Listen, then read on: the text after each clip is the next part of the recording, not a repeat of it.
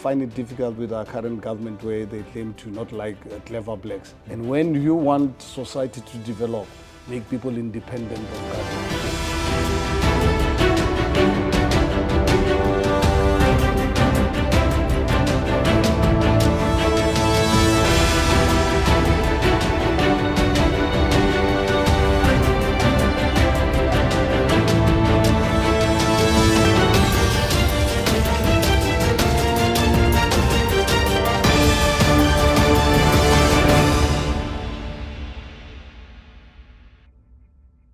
So, South Africa's most exciting new political party, ActionSA, had their policy conference recently.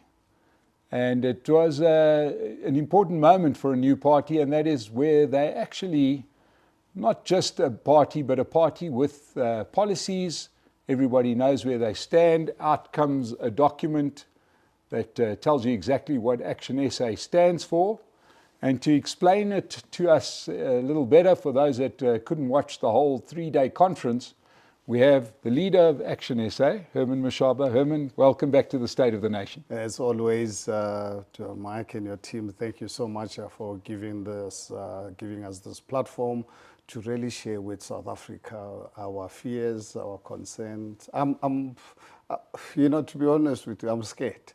And that's what drives me to do this job, and we cannot afford to fail, because the failure of this project would be a failure of our beautiful country. So thank you so much for giving us this chance.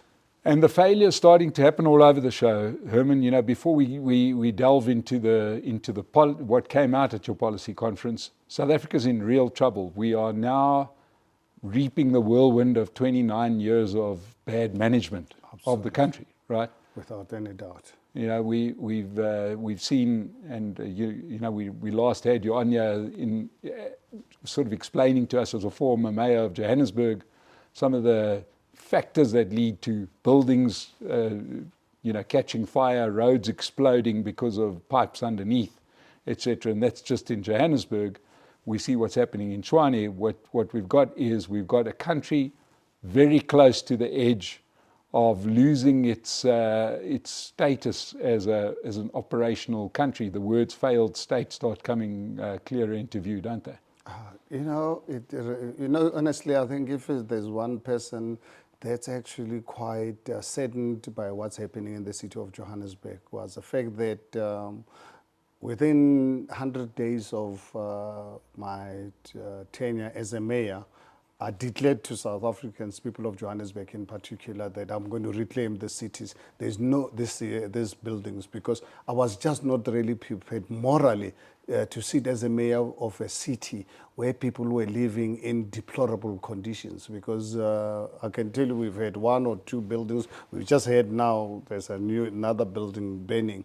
But the other one, the unfortunate part is the fact that 77 people lost their lives. And I can tell you, without any shade of doubt, there's probably close to 200 buildings in worse situation than the one that's just burned down, where people take over, like be a factory or a building, turn it into a squatter camp. Yes. People live in conditions that no self-respecting government would ever allow something like this to happen. And by the time I left, as you are aware, I was really beginning, all of us South Africans were already beginning to see the fruits of my efforts. As much as in the beginning, I was called names. When I launched this project, I remember it was during my 100 days. And I made a pronouncement around saying, we've got to reclaim these buildings. We've got to take criminals out and deal with the property hijackers. I can tell you, 3 hours later that afternoon, all hell broke loose. I was called all sorts of names and so forth. But fortunate enough, because I'm not the kind of person that's easily distracted, I've really soldiered on this project, because I had to morally do it. There was just no way anyone would have expected me to sit back knowing how we were slowly killing people because health-wise, to allow people to live under those conditions, particularly small children, it's really not fair. So I'm not really surprised. Yes. And I see what's happening now in Tshwane with the strike. Mike, you remember very well when I took over the city of Johannesburg, how hostile some was towards me. And what happened in the 3 years when I was the mayor, I managed to sign a historic MOU with both SAMU and IMATU, had a cooperation. For the first time, you can ask SATU anywhere in the country. When I took over the city of Johannesburg, for the first time, on a monthly basis, I used to have meetings with unions, both SAMU and IMATU, so that I bring them on board. That's why when the ANC and COSATU tried to make the city ungovernable, they failed because I had the unions behind me. I did not use the arrogance. I needed to use negotiations. But what I see happening in Tshwane, it's very worrisome for me because here you're dealing in a very volatile environment, and if you think you're going to really deal with it displaying arrogance, you're just really looking for trouble. And who suffers? Unfortunately, the residents. And it actually creates a bad picture of government and people losing confidence in politicians. And once any nation loses confidence in politics, you know what will happen? Because one thing for sure, we will have government, whether we like it or not. Then we end up actually being governed by criminals or governed by military establishments. Yeah, because, and obviously you focused a lot on your experiences as Johannesburg mayor, but there are some worrying things out there. Once again, we'll kind of go back, and I know you've told the story before, that there's a lot of infrastructure in this country that was built, and it was built a long time ago. And we know that maintenance hasn't been the favorite job of the ANC government, but we've got bridges and dams and highways. You had the incident with the M2 highway. The M2 highway. You know, and we can, if something isn't done soon, we could start seeing more than just buildings burning down in this country. Well, I remember very well having to go and present my inner city rejuvenation plan to the then Premier Makhura. Saying to the Premier, you've been working since 1994, you've been working in this city. You were here before 1994, you know how the city was before then. I said, I don't understand how you guys allowed it to deteriorate to this level. Would you please work with us to ensure that we can bring some normality back? Unfortunately, he was one of those that decided to use attacks and insults against me. And that's why I've always said to people, honestly, and I really mean it, with the ANC government, our current government, I don't know if they were not aware that changing of buildings and names and street names doesn't solve the problem. You know, if you've got Commissioner Street or Bree Street, if you don't maintain it, you call it whatever name. The problem is not, you know. So what happens? These people, just give an example of the madness. I'll call it complete madness. Look at Johannesburg General Hospital. How many times in the last 29 years have they changed names? Yeah. But in the meantime, no maintenance whatsoever. Yeah. Look at what's happening with Rahima Musa Hospital. I don't know, they're under impression by changing the name of a building or a hospital, things will improve. Yeah. I don't know. Honestly, they're thinking just doesn't make sense. In a country where we need more hospitals, we need more streets, we need more infrastructure.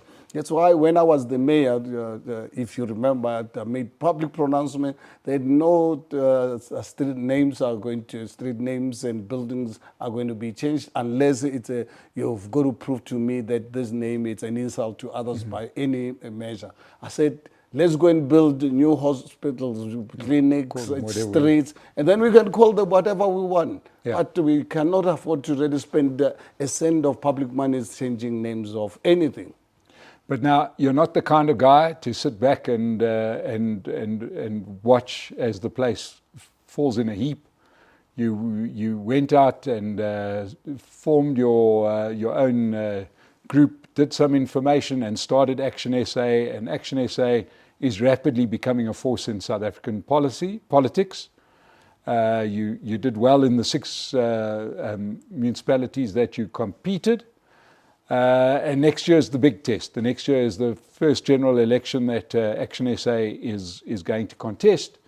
And leading up to that, you've done what not many of the other new parties on the block have done. You've had a proper policy conference where a lot of people got into a place to hammer out the exact picture of what an ActionSA government would look like, what it would implement. Well, to Mike, I'm immensely proud of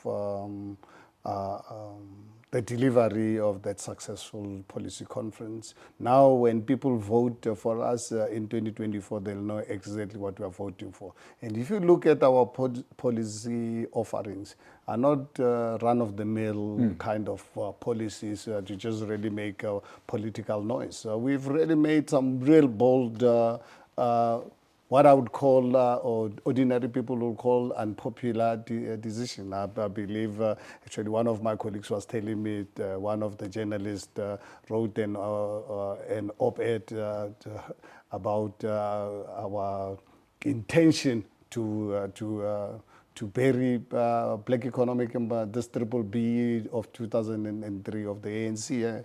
And I said, by goodness, how can anyone ever think we fools, that you can expect me, I must continue running with a policy that has failed? Because I believe in the article, people make mention that B, it's a good policy, but one thing bad about it is the implementation. You honestly, you've got to be an insane person to think a policy can be good if it cannot be implemented. So if a policy can be implemented, that policy can be good. Tell me, I'm sure you must have read Karl Marx's book, Die Kapital, whatever, you know.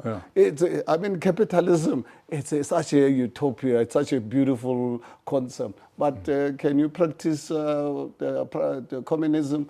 Please ask the Russians since 2017. You know, the only thing that communism has produced, and produced spectacularly, is the murder of people.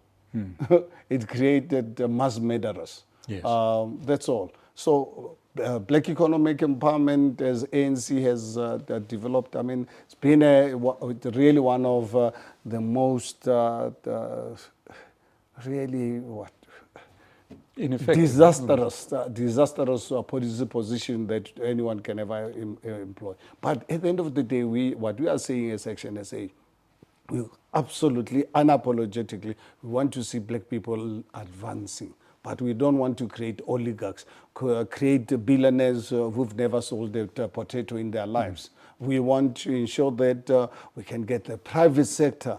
We don't want to come out with trying to reform BEE. BEE, we're going to bury it if South Africans give us the mandate to really be the government of this country. We come out with our own policy called inclusive empowerment, where we work with the private sector in an incentive-based situation where they don't have to be harassed by inspectors coming into their businesses every day, filling forms that don't add any value to their businesses. What we are saying is businesses contribute a certain percentage of your profits. You don't have to have a partner you don't really need, be forced by government. Put a certain percentage of your profits. We create what we call an opportunity fund. This opportunity fund is not going to run by us politicians. This fund will be run by professional people to make sure that Karamutsua was born in that community. The only school that I left, I started school in 1966. My parents went to the same school. We want go and build schools in those communities. There's a group of South Africans who are going to run this fund. Please go and build schools, go and build clinics. give funding to black entrepreneurs that used to operate during apartheid days where they were not allowed to operate, to give them preferential funding for them to operate the supermarkets and whatever businesses in their communities, or they can run factories. So Babelech industrial area, there's a factories, COSATU and ANC, they've closed them down in Garankuwa, where I started Black Rugby in 1985. Arrange to go and develop those areas, but at the same time encourage international investment in the country. Allow businesses in this country where they're sitting with trillions on their balance sheet, where they're not investing, encourage them to invest in this country. In that way, you know, when you deal with the empowerment of people, taking people out of poverty, you don't obviously punish the current business. Actually, you encourage them and motivate them to be excited about investments in this country. Now, let's first deal with the policy, and that is that percentage of profit based on all profit, or just profits that come out of companies dealing with the state? No, all businesses. We will look at businesses with a certain turnover, obviously, because I think we just give you the broad outline. There will be businesses, small businesses are not going to be subjected to this. This will be businesses where we'll have to determine, we'll work with the business community, we must still engage them, we must work with civil society. We agree businesses of a certain turnover to really be the ones actually paying a percentage of their profits. And you're going to supervise yourself. You are not going to be supervised by us as government, but we'll make it a serious criminal offense, punishable by prison. Or if you as a businessman, you play games. It'll be up to you and your auditors. The auditors will play a key role in ensuring that you, Mike, as a businessman, we are making it easy for you as business. Please, you don't have to really have a partner if you don't really need a partner. You don't have to be filling forms every month and be harassed by government. We leave you alone, but please be fair with us. And the beauty about our proposal is that this program, we're giving it 30 years. Why 30 years? Because it's taken ANC 30 years to destroy our country. So it's not going to be an open-ended the redistribution. So we run this project for 30 years. If we fail to achieve our objective in 30 years' time, life must go back to normal. But I'm convinced within the next 5, 10 years, 15 years down the line, you will see the magic of this, because you will see an explosion of commerce in this country. Well, we've seen that in countries that have opened their economies, getting that kind of return in far less than 30 years. We've seen Rwanda in the last 10 years. We've seen what happened in post-war Germany and Japan.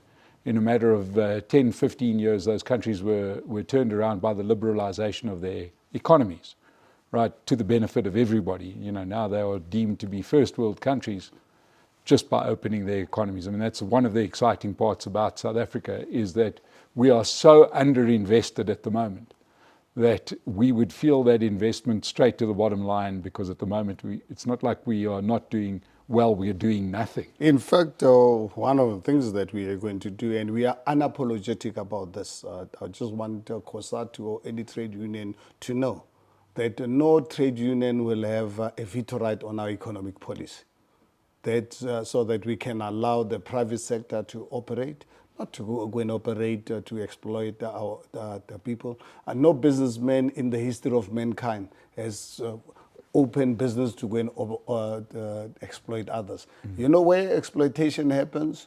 That's when you have high unemployment. But where you create full employment, you operate in a constitutional democracy like ours. Mike, if I work for you, if you don't pay me well or you don't look after me, you've got another opportunity. You've got another opportunity. Yeah. And that's how the free market system actually operates. If people want if any normal human being understands that exploitation of people operate when you have draconian laws like we have in this country, destroy businesses, create high unemployment, you don't educate your people. You know, I always tell people that I find it difficult with our current government where they claim to not like clever blacks. Mike, I'm telling you, I'm doing this terrible job because I want to create clever blacks. I like clever blacks. You know why I like clever blacks and clever South Africans? Because clever blacks and clever South Africans, they will develop this country. We'll have engineers, we'll have accountants, we'll have judges and so forth. You can never control them because clever people, you can't control them. And when you want society to develop, make people independent of government. Yeah.